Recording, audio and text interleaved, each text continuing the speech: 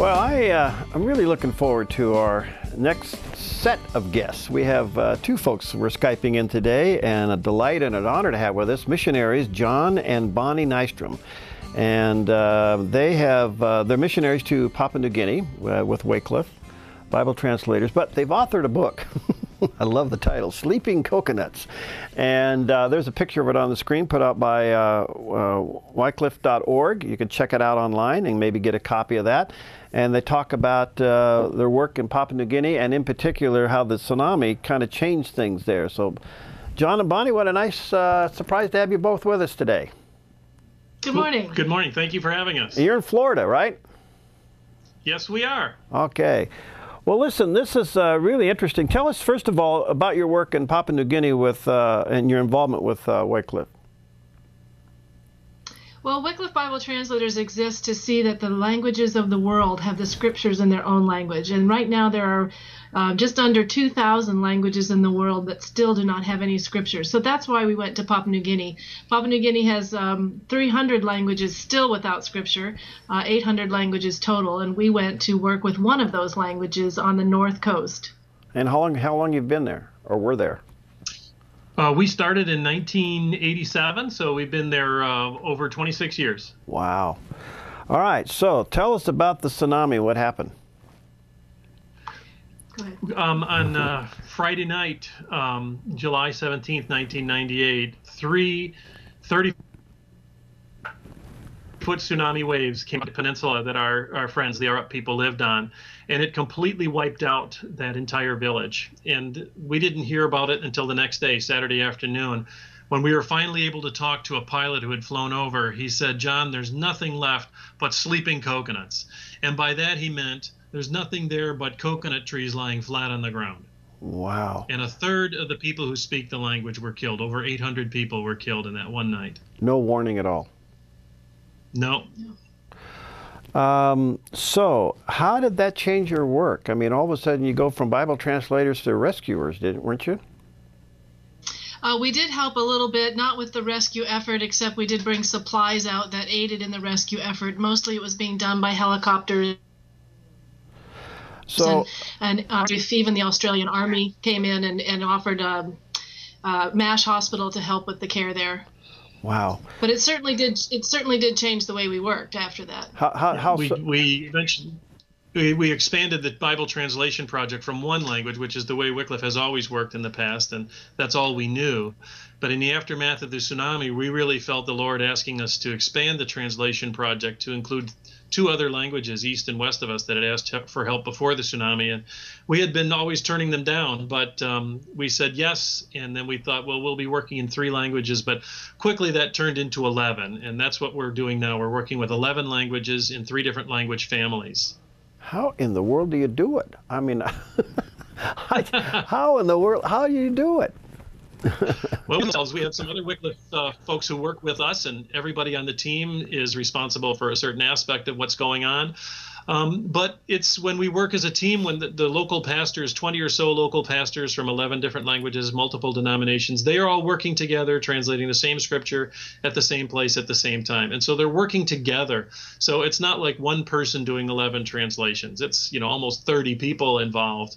And it's a team. Bible translation is a team sport, and that's what we're doing. All right. So I'm assuming the process is you talk to the local pastors, you get the dialect, the language, you begin to interpret that into Scripture, and then do you store it on computers and then print it out for them? I mean, how do you get it back to them? Well, the men from the different villages are learning translation principles, and they're spending a lot of time talking together about what the passage means. And that's where John and the other of us who are from overseas will help in terms of helping them understand what the scriptures are saying in each of these passages. And then they figure out how to say it in their own language. And yes, there's a computer program that's specifically designed for Bible translators called Paratext. It's a partnership between United Bible Societies and Wycliffe, and that software allows them to enter their data, do all their checking, to do their spell checking, a lot of those sorts of things, so that when it's finally drafted and then checked and edited numerous times, then it's ready to print and be published. So how do the locals interpret the tsunami and yet at the same time be open to hear about God?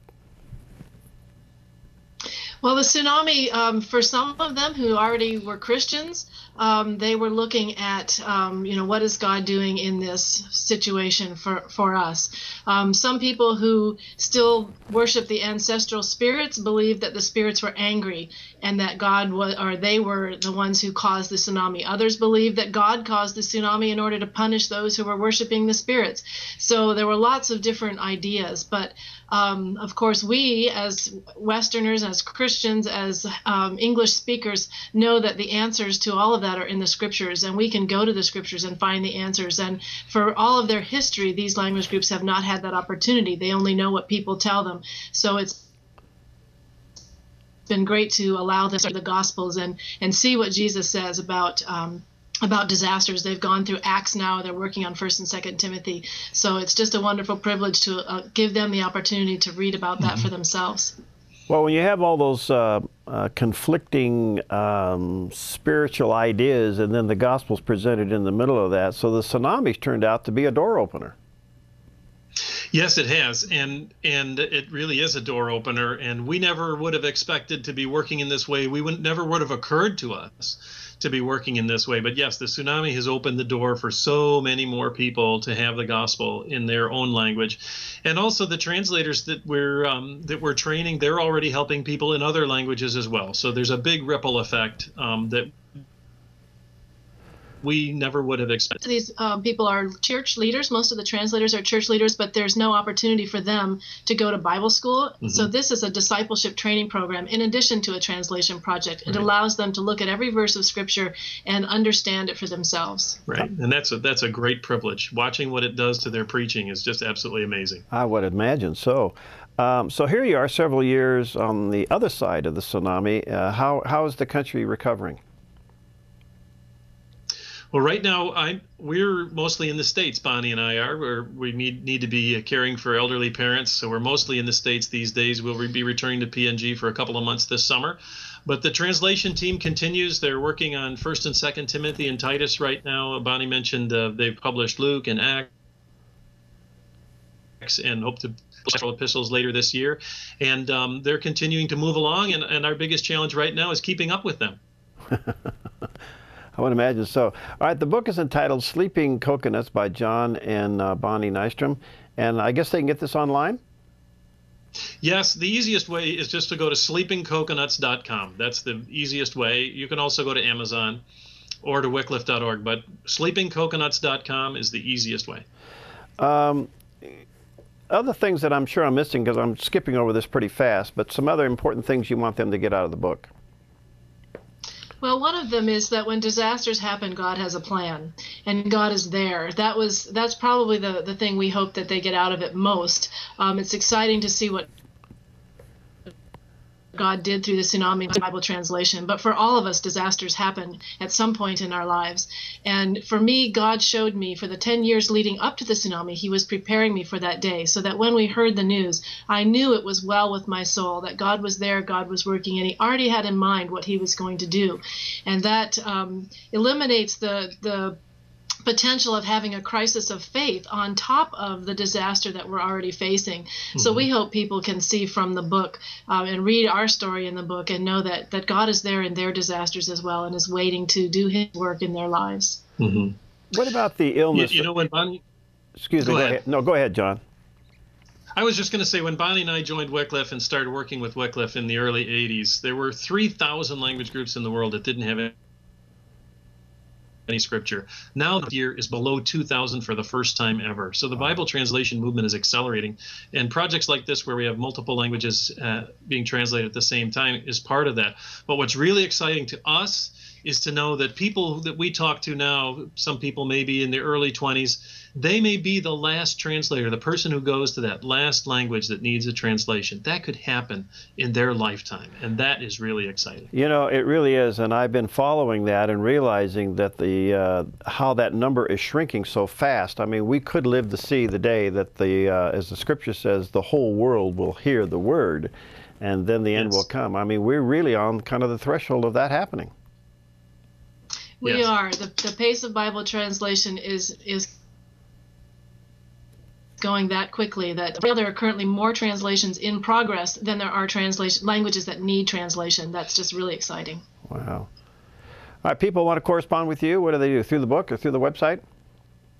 Yeah, that'd be the easiest way to contact us, yes. All right, and it's called Sleeping Coconuts, and you'll see a picture of it on the screen. You may want to get a copy of the book and just Google that and correspond with John and Bonnie. Fascinating stories of what's happening there. And of course, if you are a member or work with Wycliffe, you can see the numbers yourself, how quickly this is happening, and support them wherever you can. John and Bonnie, thank you. You guys are a delight, and keep up the good work, and let's keep in touch and see how this progresses, okay? All right. Thank you so much for having us today. Okay, thank you. Again, the book is entitled Sleeping Coconuts. You'll see a picture there on the screen, and you can just Google that and check it out. And let me encourage you also to continue to support Wycliffe where you can. It's a wonderful organization doing some great work all over the world, and here we are just under the 2,000 mark of languages yet to be translated. And I think we are going to live to see the day where that is done, and it's happening pretty fast. So support them when you can. All right, we'll see you next time on Focus Today.